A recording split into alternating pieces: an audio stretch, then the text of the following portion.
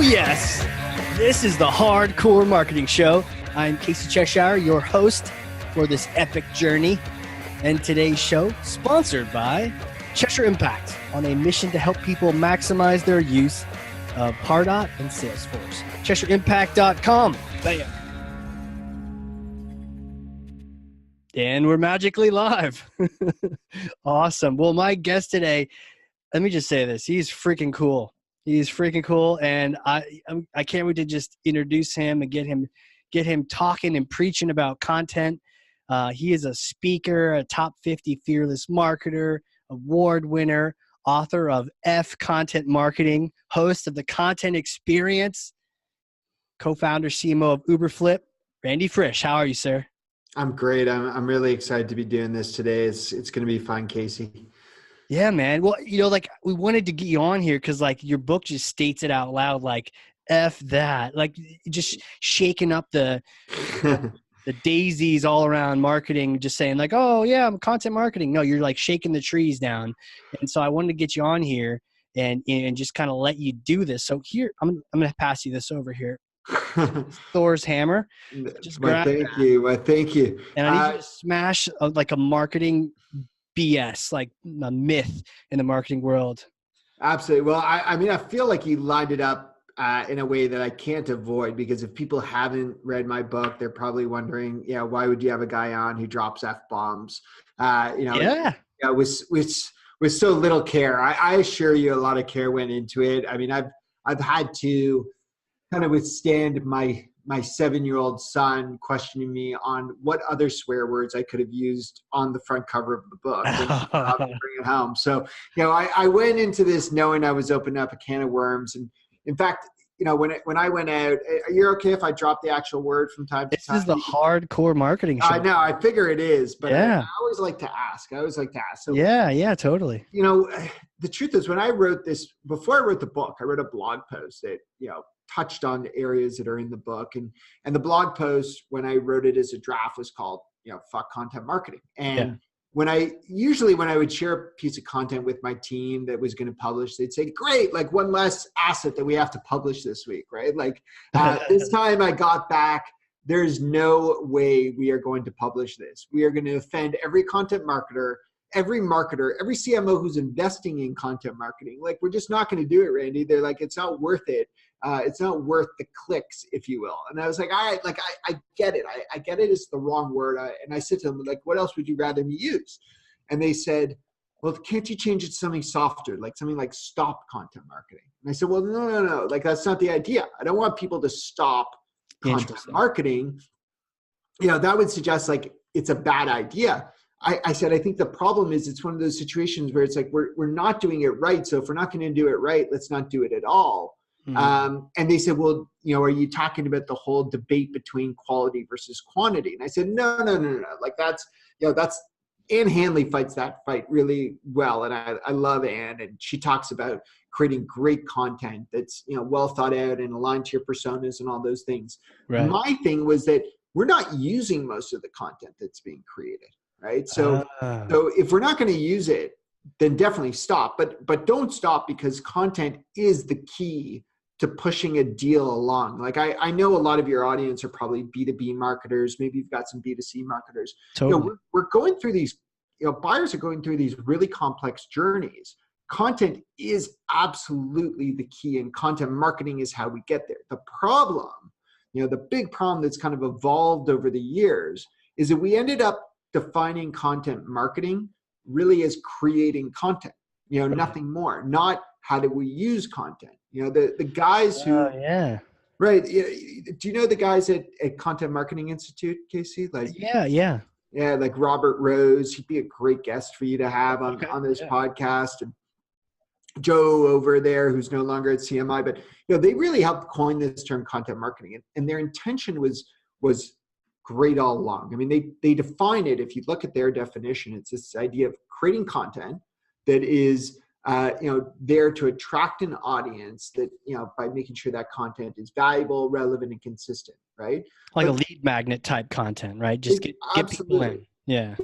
But they also talk about what's the goal of that at the end of the day? It is to drive profitable customer action. And I think that's the part that, didn't get moved into that translation. So we can dissect this in a couple of ways. You tell me which one you want to start on. Sure. We could talk about, the headcount issues.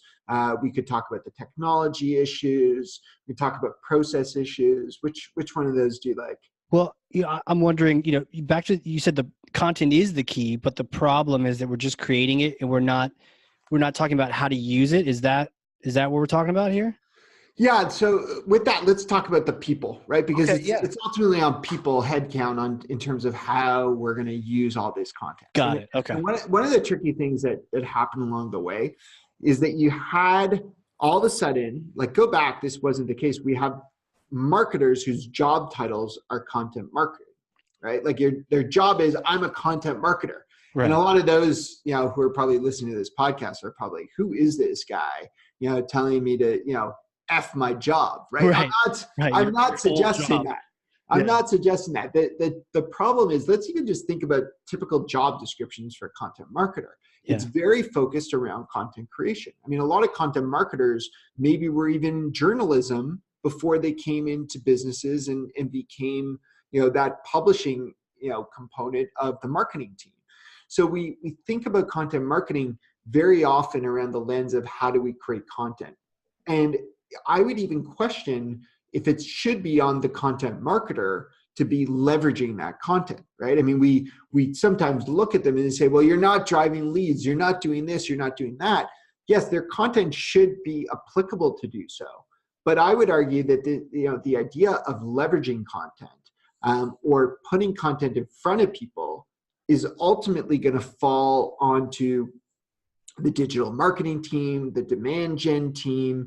And this is where we start to move from this idea that content is purely for top of funnel, where the content marketer should make sure that they rate great content that's SEO optimized. Yes, they should. I'm not saying that they shouldn't. But it's not on them to start injecting content into email drip campaigns and the link at the end of a retargeted ad, or if we send a direct mail these days and we try and send people back to our site to engage content. That's on the rest of the team to figure out with the content team, what type of content experience do we want to put in front of people? Right. How are we going to line up the right assets to create more engagement?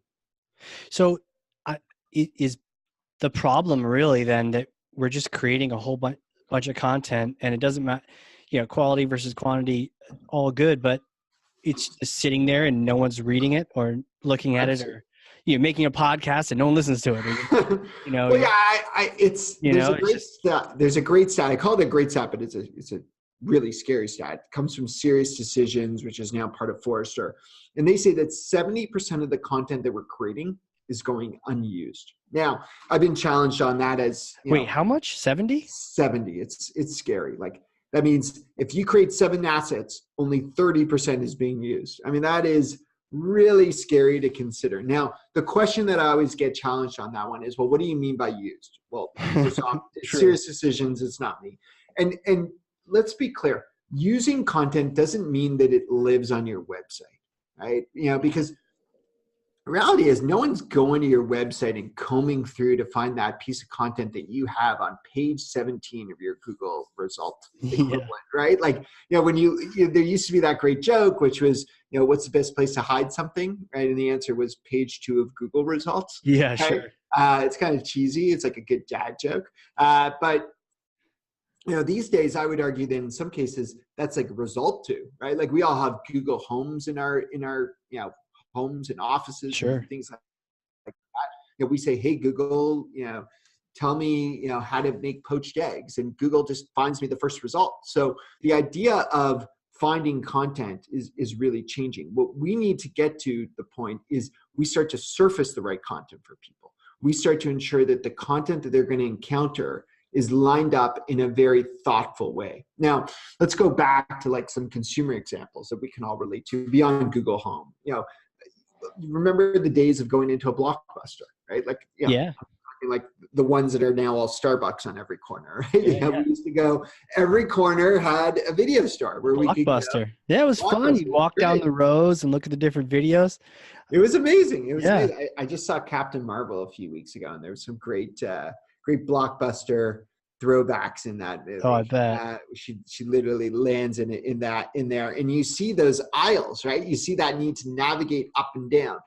We all got frustrated with that, right? Netflix disrupted. They didn't go and create that same model where you had to, navigate through the action versus the comedy versus the sun. Right. They started to say, I'm going to be smarter about how I deliver content to you. I'm going to get to know you, and I'm going to make sure when you come into my Blockbuster, aka the Netflix experience, I'm going to actually curate the right content for you that you care about.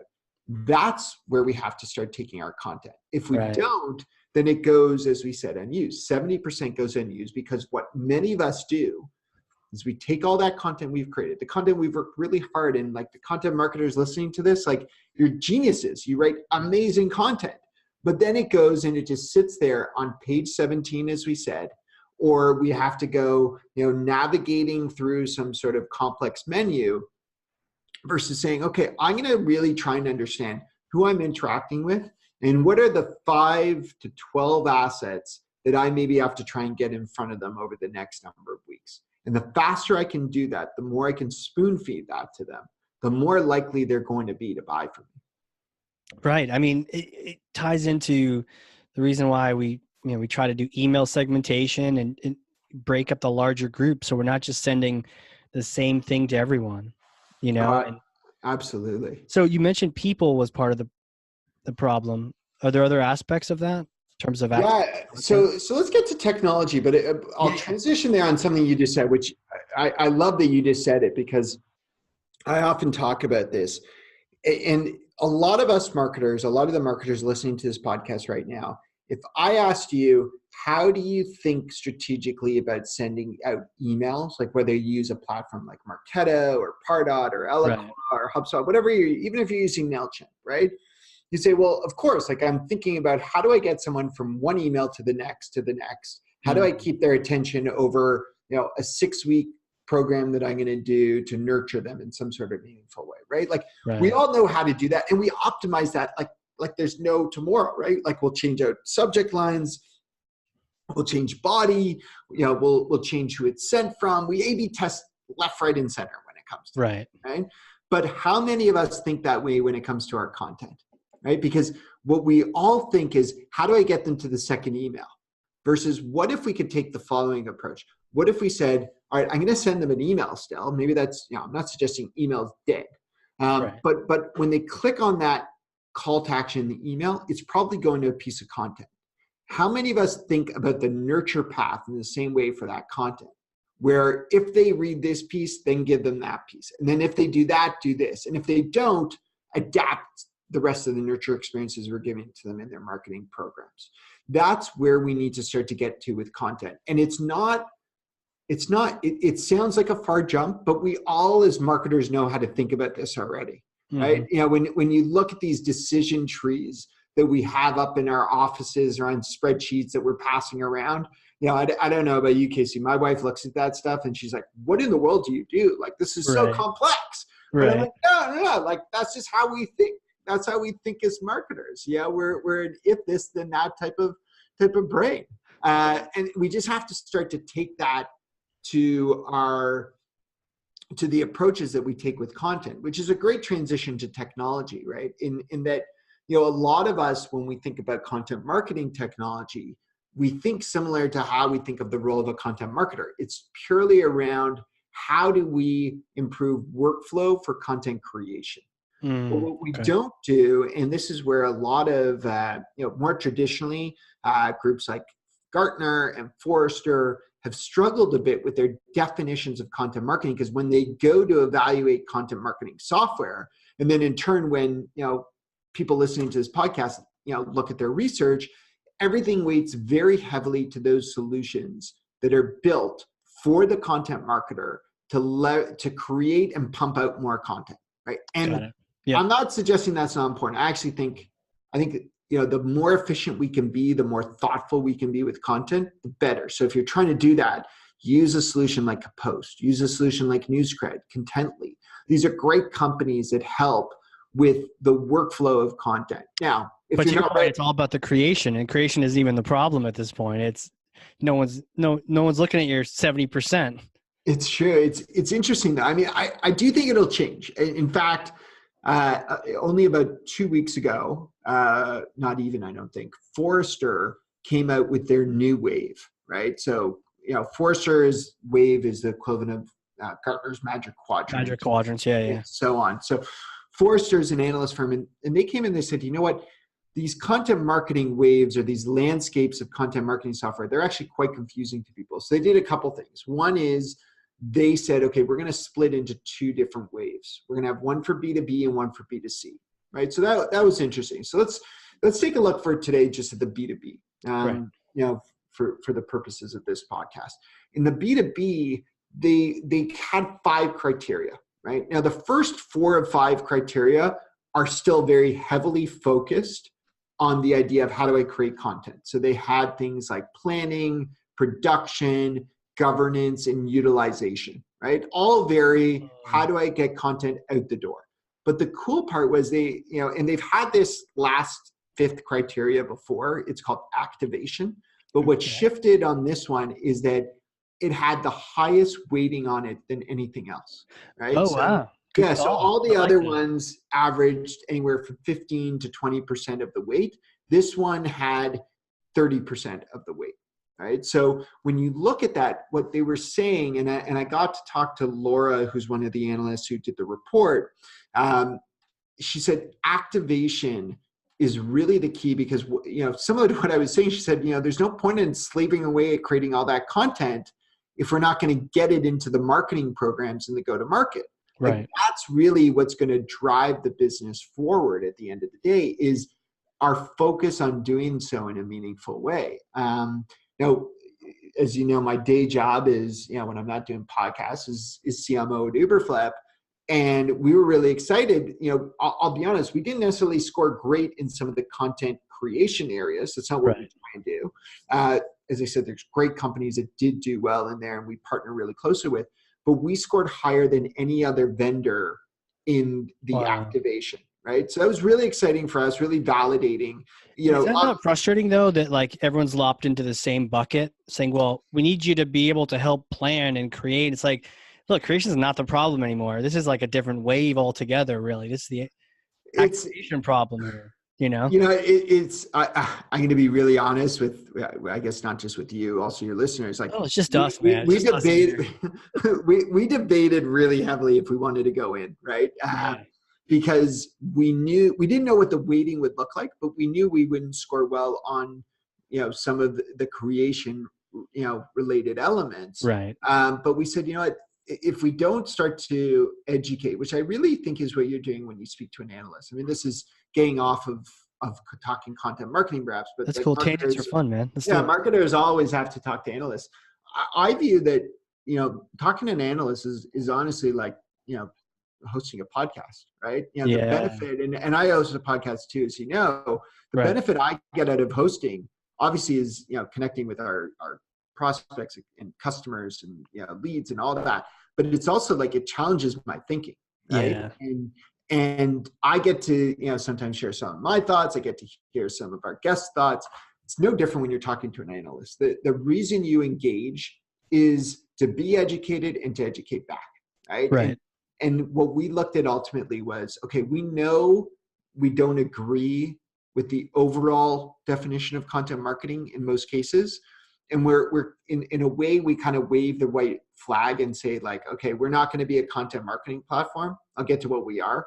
Right. But, we said, well, maybe we can start to educate them on the areas that content marketing was supposed to touch on. And whether that means that it redefines content marketing, or more likely what I think will happen is a new category will rise. Right.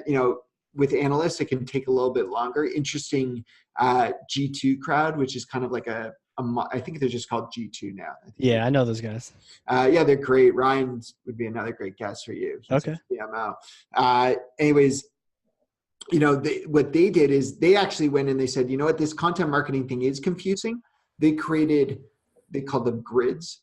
3 separate grids, one for content creation, one for content distribution, and the third one, which is I really think what will start to be more on the rise, is a grid for content experience solutions. And, we ended up on that content experience grid as the leader in that category. There's a number of other really cool companies that are doing interesting things, to help push content experience in different ways. Companies like SnapApp, who help with interactive content. Companies like Ciros, or probably similar to them, would live there.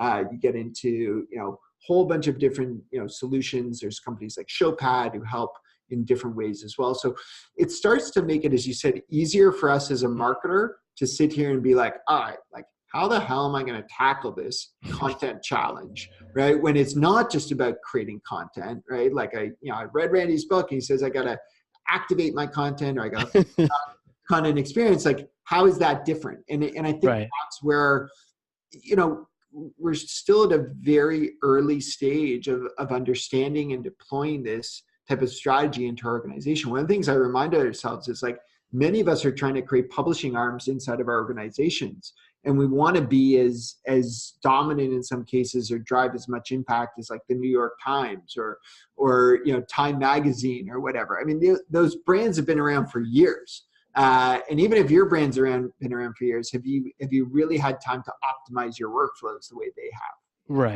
Right. That's really cool, because as you're describing the analyst process, I was like, oh man, you got thrown in this giant wave pool with some other products. But it sounds like from that heavy weighting on activation that maybe that mutual education did occur. And I give you all the credit, but I'm sure there's a bunch of different conversations. No, listen, they listened, kudos to them. These analysts are, first of all, they add a lot of value too, because they push you to really evaluate your product, versus the lens that they see and versus the things that they're hearing from customers. So, right. Even as an example, like we at Uberflip, may say to ourselves, okay, from a product roadmap perspective, we are not going to go down the content creation side anytime soon. Right. But that doesn't mean that it's not on us to ensure that we work hand in hand with those companies. Right. The question then becomes, all right, great. So it's not going to be part of our core competency, but how do we open up an ecosystem and a marketplace that allows our technology to integrate with the technologies that our customers are using for that purpose? Makes sense. And I think that's where I think we're starting to see, the winners or losers in the MarTech landscape. I'm not just talking about the area we're in. I mean, as a CMO, when we're evaluating technology, that's very much the lens that I'm approaching with, right? Which is, right. Okay, is this a tool that's going to sit on an island and not integrate with anything? In which case there's one owner and they don't get to really think strategically across the business? Or is this something that actually connects with all the other things that we're trying to do?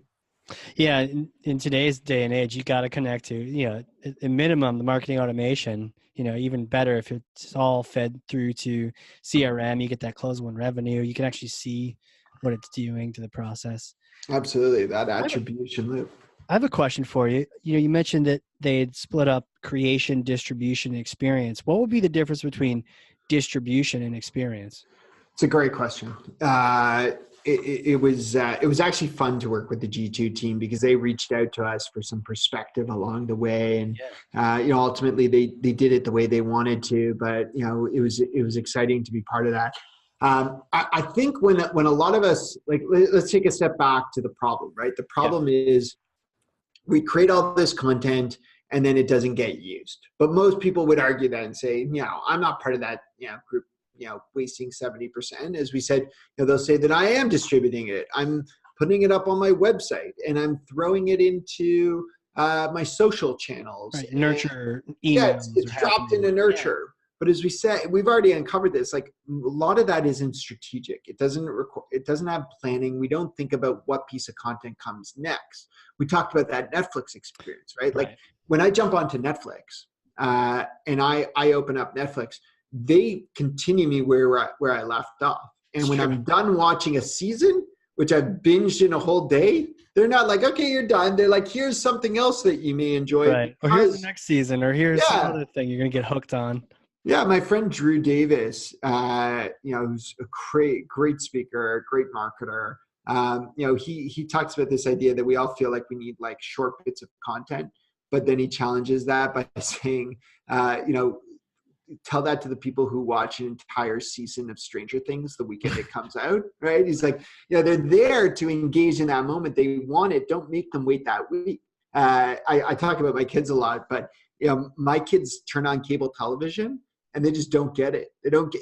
Remember how excited we got about that guide when it came out, like 20 years ago? We're like, this is amazing. They can't make sense. Remember the one, like the OG one was, I mean, you can't even move the guide. It just scrolled. Oh yeah, you had to wait. You're like, I just missed my favorite channel. Yeah, you just missed your channel. You got to wait for it to scroll to all 100 or whatever. Yeah. Back to yours. It's funny because my kids watch Netflix, obviously, and I don't know if you ever watched, but there's some of the shows that get syndicated there. It'll say something like new shows weekly, and my kids will sit there and they'll be like, "What does that mean? Why do you have to wait a week to get the next show?" And I'm like, well, that's the way it was. That's the way we, consumed content back in the day. And they just don't get that. And I think there's a lot of parallels with us as marketers, right? We sit there and we say, well, I'm going to wait until next week until I send the next email to send them that next piece of content. When that person's ready to buy, they want to be able to be spoon-fed all the information. They don't want to go searching, as we said earlier. So, back to this idea of what is the difference between distribution and experience. Distribution is simply that we send content out. We don't give a lot of thought to where people will land and what they'll be served next. That is what the experience is. Experience comes down to what is it that you're encountering when you come across content. So a lot of people will say to me, it's cute makes it sound like I'm insulting people, but it's kind of naive, if you will, where people will say something like, oh, I keep hearing about content experience and it's something that we're going to invest in next year. And I'm like, well, that's great. Like, what's holding you back? Well, we're just not ready for content experience. We're still trying to figure out this creation thing, or we got some other campaigns going on. And I'll say I'll almost laugh at them, and they're like, they can sense it with me because I'm pretty open. And my point to them is to suggest you're going to do it next year, to suggest it can wait, suggests that you're not even doing it, right? Right. Plain and simple. If you're delivering content, if you're serving content, if you're distributing it, then people are having an experience with your content. The question is whether it's a good one or a bad one, or like, is it helping you win deals, or more dramatically, is it helping you lose deals, right? And that's the part where people start to say, okay, that makes sense. I get it. Having content's not enough. And then I get a lot of questions. Okay, like, what's the key to good content experience? So I simplify it usually around 3 buckets. The couple of them we've already touched on. One is simply looking at the structure, right? How do we structure that content to make sure that it is going to be engaging, that we serve up the right content to the right people at the right time, right? And that's not simple by any means. Another aspect is to look at the environment. That's like, is it visually appealing? Aspects like that. Is it set up in a way that's easy to navigate? There's a lot of elements. You combine those 2 elements and we start to be able to focus more on engagement, right? How do we personalize? How do we serve the next piece? How do we contextualize the CTA? There's a lot of different elements that go into these 3 different buckets, but by looking at environment, structure, and engagement, we can start to evaluate whether we're delivering a great content experience or, like I said, one that's subpar and helping us lose deals or lose momentum and velocity. Right. And this makes sense. You were looking at the big picture, and in that person that was saying, like, I'm not ready yet, it sounds like in my head, I was thinking, oh, they haven't created the 70% yet to get ignored yet. And it's almost like they want to follow that waterfall of, let's do it wrong like everyone else did. And then once we're in the bucket with everyone else that did it wrong, then we'll go ahead and focus on experience. But to your point, it's already happening behind the scenes. And it reminded me also of I once, as a younger lad, had the craziness to go ask our CEO the company I was at. I was like, hey, dude, what's our culture? I was like reading books and learning about, like, what's our culture? And he actually told me we don't have one. And years later, I realized actually you did.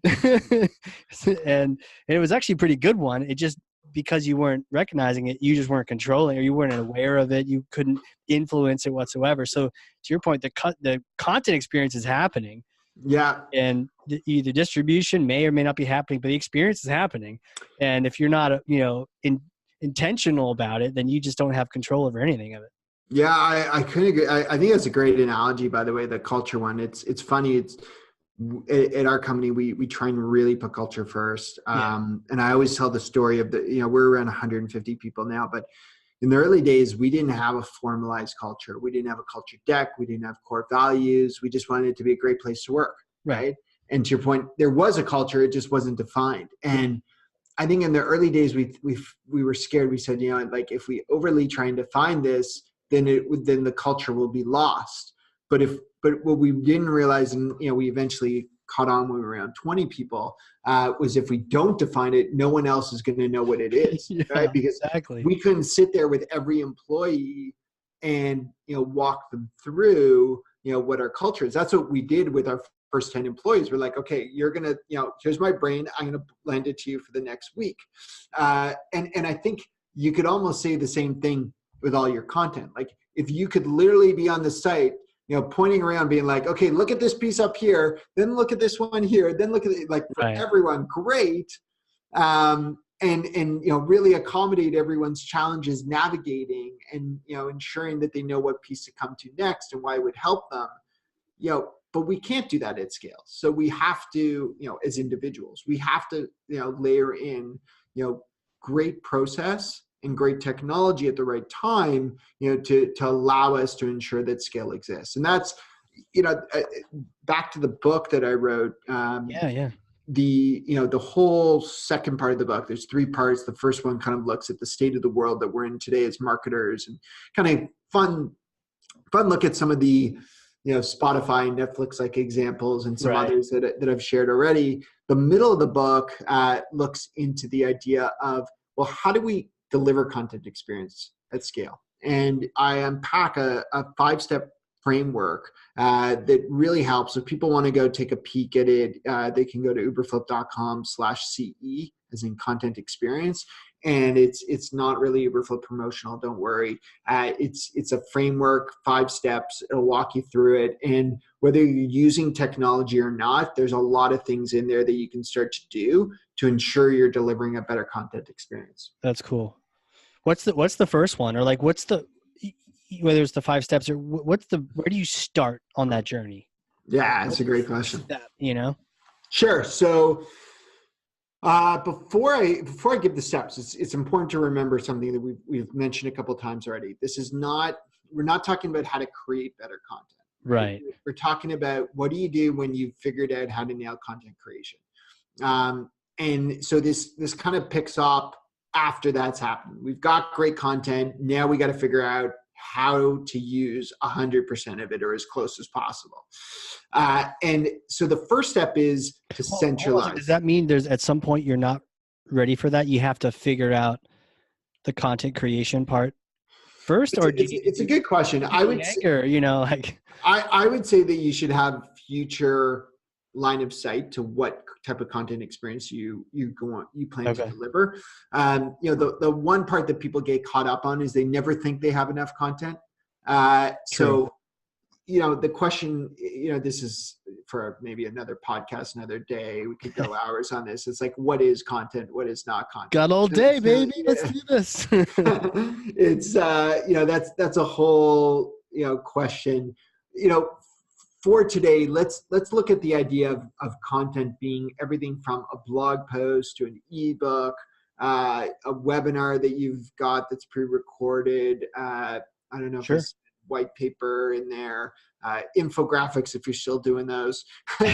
all these forms of content assets that we think about being our marketing collateral that we're going to use to educate people around. And I would argue the first step is to actually centralize all that content, right? A lot of that content we don't often have control over, or our audience has to go to different channels or different pages to find. And that's not the way that people think. I mean, when's the last time you went in to a website and said to yourself, all right, I'm going to figure out what these guys do by looking at ebooks, right? You just don't say that. Like you say, no, No. like I want to figure out what these guys do because I have the following problem and tell me how you solve it, right? It's, let's go back to the blockbuster that we were poking at before. It would be like going in there and saying, I want an action movie. Now I have to go look only at action movies versus saying, I want a Tom Hanks movie. And some of those may be in action. Some of them may be drama. Some of them may be all over the place. How do I, help guide me through, Right. content that actually appeals to me, right? So to do that, we need to centralize content so we can be in control. That leads us to the second step. The second step is to organize that content. This is probably the least sexy thing that a marketer wants to do. It's the most boring. I mean, for those who love it, like, let me know. I know a million people looking to hire people like you. But it's taking the time to actually tag your content, audit your content, understand what collateral exists in your organization. That's really hard. Like, it's hard for a couple of reasons. Number one, marketers turn over so quickly in organizations these days. So the idea of, a new marketer on a team knowing what content was created more than 6 months ago is sometimes foreign to companies. Oh, yeah. So having a good process. With landing pages, nurture campaigns. It's definitely a black hole in some cases. You inherit who knows what. Exactly. But our audiences are always finding that stuff or stumbling upon it. So, are we in a position to really leverage all those assets? By taking the time to organize content, you're able to move on to step 3. And for clarity, I go way deeper into some of these and give you great tips in the book. Definitely. Yeah. But step 3 is the idea of personalizing. This is the fun part. This is the part like marketers would love to do all day long. And it's the idea of how do we take all that work that we've done by centralizing and organizing to actually start to engage with people in a more meaningful way, Right. to deliver those Netflix-like experiences, to have that same experience when you take out your phone, you open up Spotify, and it literally says that the music playlist was made for you. Right? Yeah, I like that. That's a great feeling. Like, everyone listening to this podcast, I mean, for all I know, they're listening on Spotify. They navigate one bar over. Don't stop listening, but navigate one bar over to the home, and you'll see like there's a playlist waiting there made for you. And there's probably thousands of people listening to this podcast right now. They all have content made for them. Yeah, right? and it's all different. All your lists are going to be different. Yeah. Now, it doesn't mean that AC/DC is pumping out a new track for me, but what it does mean is that they've thought about what matters to me. And that's what we want to do as marketers for our audiences. That's the personalization step.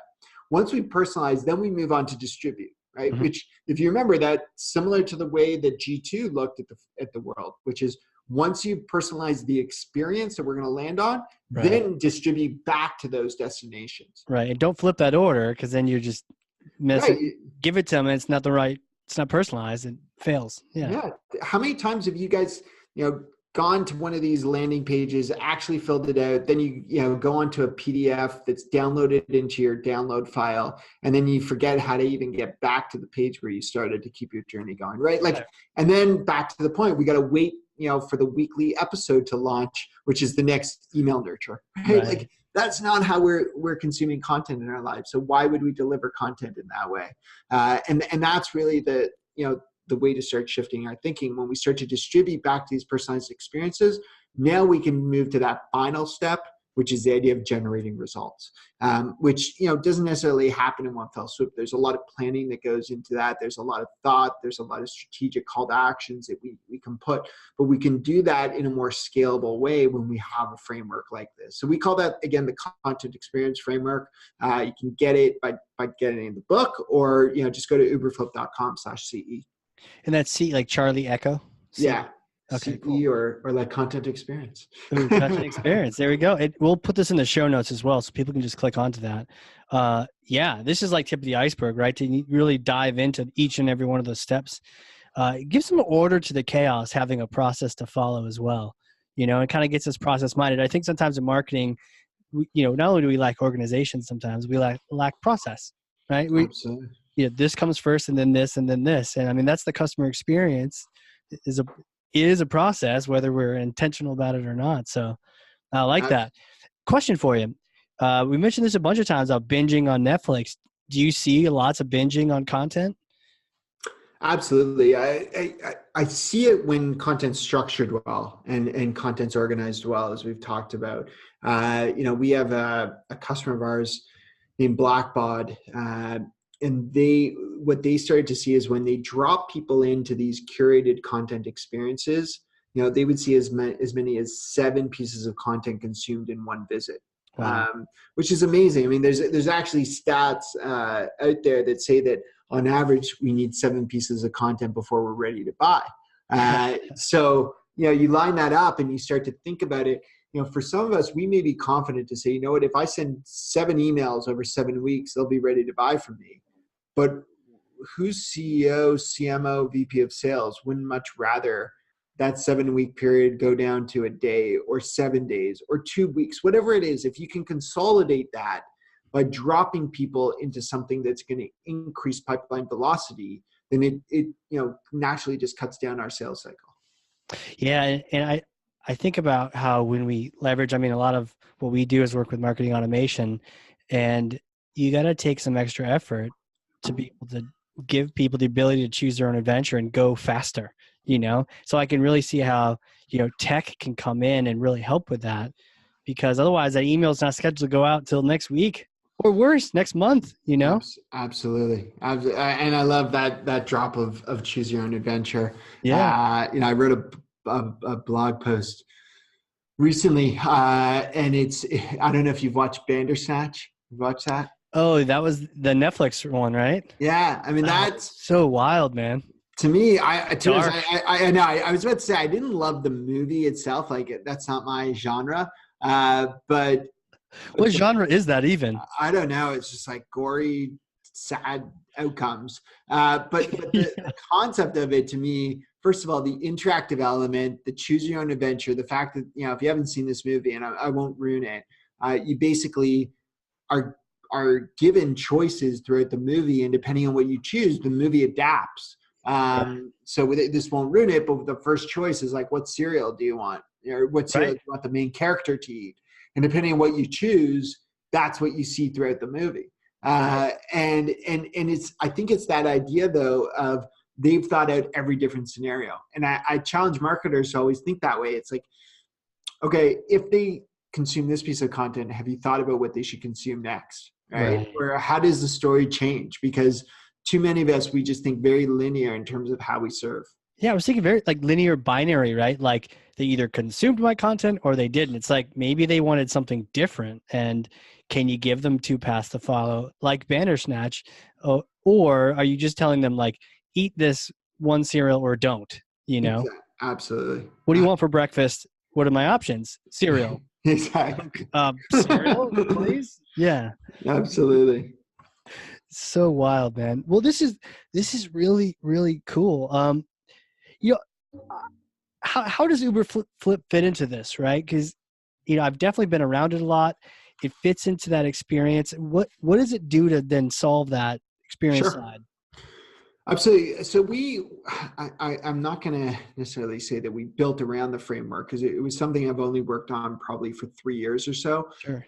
But we've always got it in mind now as we build out our product roadmap. And so Uberflip is built to allow marketers who are not just the content marketer again, but probably the digital marketing team, the demand gen team, audience segmentation teams, the ability to go take all the content that's created and actually start to get that in front of people. So I don't want to make this promotional, but I'll give you like some idea of how someone would use, whether you use Uberflip or whether you try to hack this together yourself in some sort of way that probably won't scale, but start that way. That's good.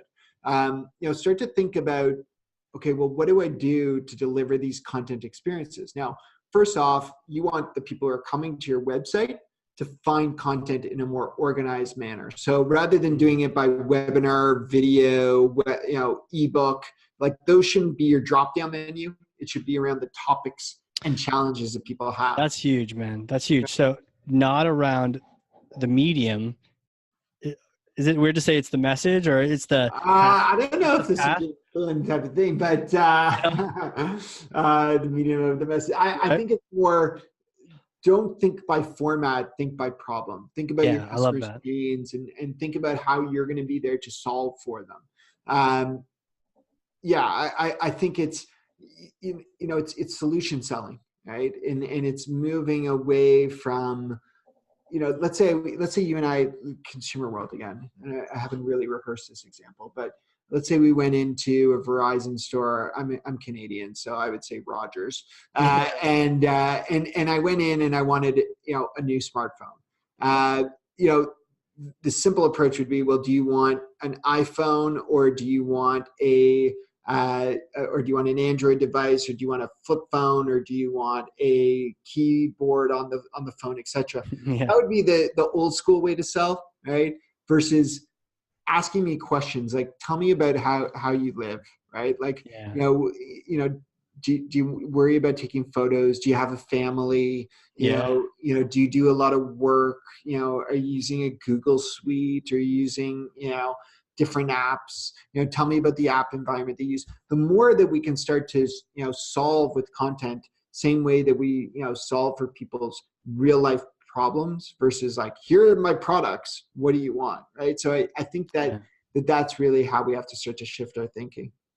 No, I love that. I mean, it's such a wake up call. I mean, again, why you do podcasts, why I do podcasts is one, you've got me thinking about activation. Two, you got me just reminding me like, it's not about what category of, hey, webinars over here. And how many times have I seen that? I'm sure I've done that where it's like, let's we're bundle all up all guilty of the it. webinars, put them over here. I mean, people now, they can leave their Spotify app if they're listening on Spotify or wherever they're listening. Go pull up their own website. I guarantee, 8 out of 10 of us probably have content organized by format, right? And we see what happened to Blockbuster doing that, right? True. Let's be more like Netflix in that way. But it doesn't end there, Casey. Like, people don't always come to our site ready to buy, right? We've got to nurture them. We've got to get in front of them. So what Uberflip can help do there is, suppose that you're sending out a email, like we said earlier, or you're doing a retargeted ad, and the account that you're trying to close, right? Like a lot of people on this probably, adopting ABM strategies. Sure. Right? If you're not talking ABM in your office, it's kind of like, what's going on? And so if you're doing that, you want to deliver something even more personalized to that account. You may want their logo on the page of content. You may be driving them there, so it can be more of a gated experience that's not SEO optimized, but more targeted to the person that you're trying to deal with. Right. Do that for 1 or 2 accounts. Like I said, go hack away at that. Make something, prove that it works. Probably do that for 10 even. Mm-hmm. But if you truly want to do that at scale, like we have a company uses us called Snowflake. Last I spoke to Daniel, who heads up their ABM there, they've built out 1,200 account-specific pages with hand-picked content. Wow. Right? Now, when you go there, it's a lot. It's a lot, right? But they're a $1 billion organization, right? And at that scale, we have to start going after accounts because, I actually said this to him recently. I was like, why do you need to go after so many? He's like, well, I told every one of our sales reps, to simply give me their top 10 accounts, right? I'm like, so why'd you end up with 1,200? He's like, I have 120 sales reps, right? So, and they're growing there. They're going to double that team in the coming year. So you start to think about that from the perspective on your team today. It's like, could you possibly build out enough content experiences for every account? You're probably going to trip along the way. That's where you start to layer in technology, but only once. Like I always say, tech's the last thing to layer on. Start with great people, add a process. Like, we talked about the content experience framework here, and and then once you get to that point where you have that great process, then you layer on the tech. Right. Yeah, tech should come last once you've got everything figured out. So I gotta know, this crazy cool guy up in Canada, like, who are you? Where did you come from? Take us back, man. like little Randy, crushing. How did you become the CMO thought leader, content, F this disruptor guy? Yeah, listen, I consider myself lucky to be where I'm at right now. I love marketing. I love the fact that I get to be a CMO, let alone CMO of a company that I co-founded that is a MarTech solution, is pretty exciting. But how you get here, it's a combination of good luck and bad luck, right? Like it's not always all roses. And if I go back, I always had a passion for marketing. I grew up. I thought Super Bowl commercials were really cool. If you asked me when I was 13, I would have said like, I'll make Super Bowl commercials somewhere Really? along the way. That young, you're like, man, I want to make those. Oh, absolutely. I mean, I don't know where that flip switch that I realized that B2B marketing was sexier than Super Bowl commercials, but we'll just say that it happened somewhere. And, my first job was more in sales. It was for a very large organization, great learning experience, great managers, great leaders, but it wasn't the right environment for me long term. Yeah. It was, I learned a ton by being in those roles, but I wanted the pace to move faster. I wanted to be in a more entrepreneurial environment.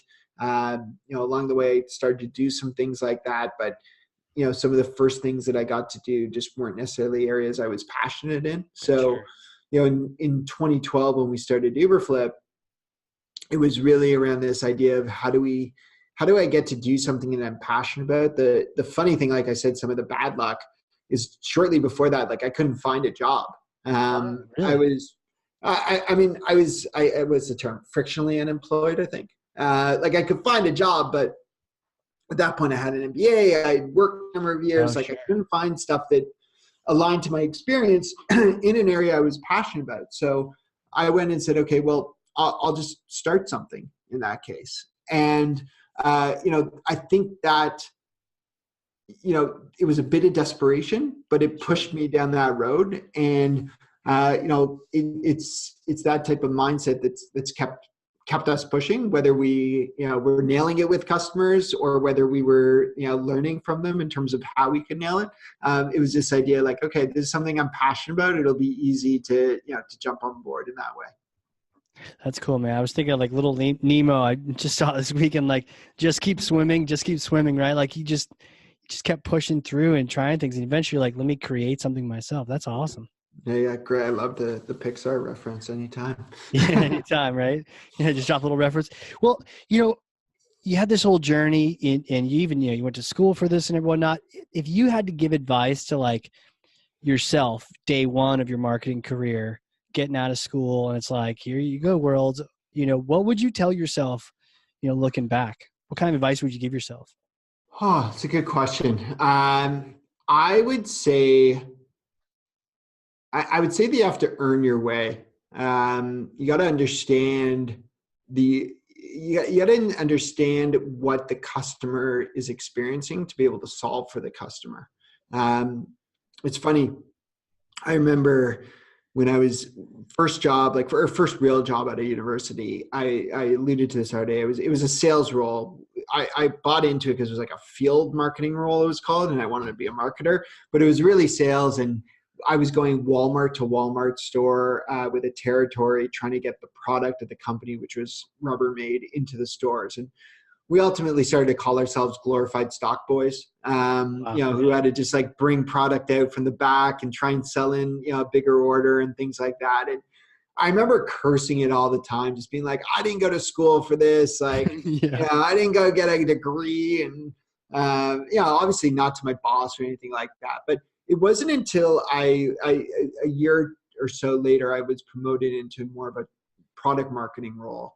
And it was my ability to understand what was happening at store level, to understand what programs I would put in place, what displays for in-store I would put together would actually work versus fail. And I think I just started in a product marketing role in the office, wearing my nice pants and button-down shirt versus the golf shirt with the logo. I don't think I would have had the perspective. And so I think that's something, back to the idea of advice. It's, before you try and jump in too deep, make sure you understand the space you're in. Make sure you understand what motivates the customer and what their challenges are. It's no different than that tangent we had earlier around like, buying a mobile phone, right? Like, really think about how great of a product marketer the people working at store level could be if they actually, had that interest and motivation and skill. But like, think about the knowledge that they're getting interacting with buyers all day long. I mean, how many marketers actually get that much interaction? It's so true. I think that's some of the benefit, or just the excitement of trade shows, or any kind of event where you can just talk to them.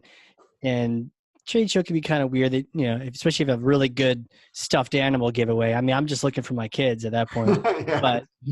But if there's a company called Stencil, hopefully I'm pronouncing it right for them. I don't use their software, but they have the best stuffed animal handout at marketing events. Do they? I'll keep an eye out for it. It's like, you know what it is. It's a sloth or something, maybe. I don't know. Oh, really? It's so cute. Little sloth. Well, I mean, that's the problem, right? Your swag's too good, and they don't even want to talk to you. They just want your swag. It's true. So good. But yeah, that makes total sense in terms of, just where you're at and what you're trying to accomplish. Absolutely. So good. So earn your way, understand at the product level what's going on, get that experience, meet the customers, get down and dirty, roll the sleeves up, get in the product. I love that. It's awesome. Well, where can people find you? Where, are you going to be at any events coming up soon? And also, like, where can we connect with you online, like LinkedIn, Twitter? Absolutely. No, I'm thanks for asking. I mean, there's a lot of events that I'm at, speaking, and I'm pretty active on LinkedIn. I'm trying to think some of the upcoming events that I'm always excited for.